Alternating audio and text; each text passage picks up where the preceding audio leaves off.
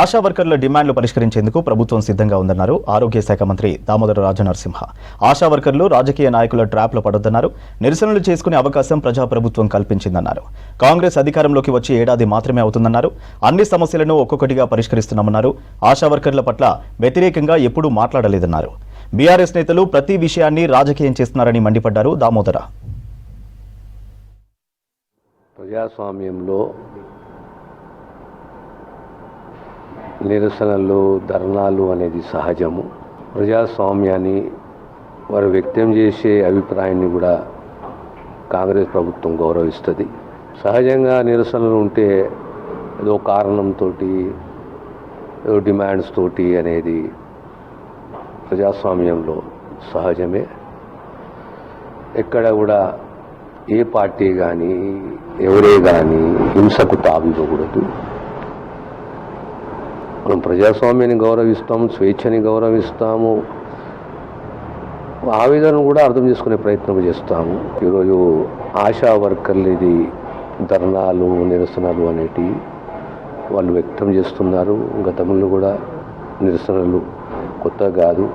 వారం రోజులు, 10 రోజులు, 15 రోజులు వరుసగా ధర్నాలు, నిరసనలు గత ప్రభుత్వంలో కూడా జరిగాయి. మరి ఏది డిమాండ్ ఉన్నా, ఏదున్నా, లేదా వాళ్ళకు కలుగుతున్న ఇబ్బంది ఏదున్నా ప్రభుత్వం ఎప్పుడైనా వినడానికి సిద్ధంగా ఉంటుంది. వీలైనంత వరకు ఎక్కడెక్కడ సాధ్యాలను వేరే చేసుకొని పరిష్కరించే ప్రయత్నం ప్రభుత్వం చేస్తుంది.